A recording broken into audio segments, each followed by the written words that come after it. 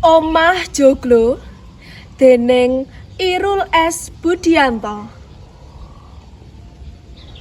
Omah joglo iki aja diowah-owah. Warisane leluhur kudu dijaga lan dikemonah. Sapa wae kena aweh panyaruwe.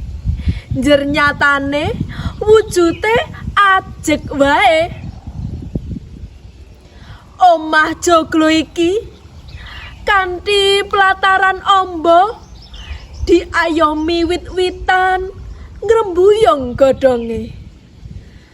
Dawane cerita yen diulur ora ana pedote.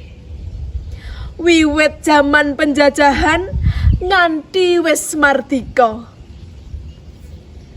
Nalika penjajahan dadi seksi, para pemuda ngatur taktik lan strategi. Ngrungkepi bumi kelahiran sing dadi rega mati.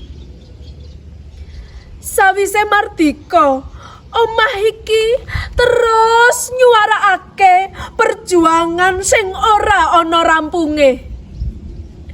Ngisi lan bangun negara aja setengah ati. Uga kerukunan sing ora mung abang-abang lambe. Omah joglo iki aja diowah-owah. Karben wae prenjak ganter saben wayah.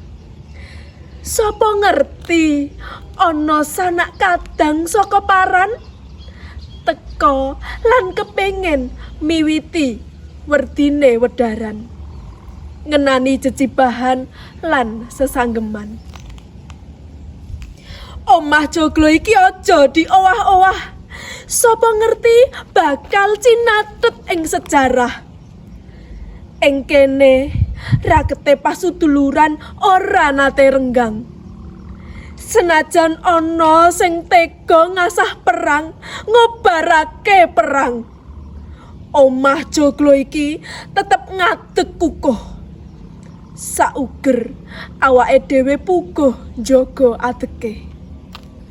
Senajan angin mobat mabit sakayange.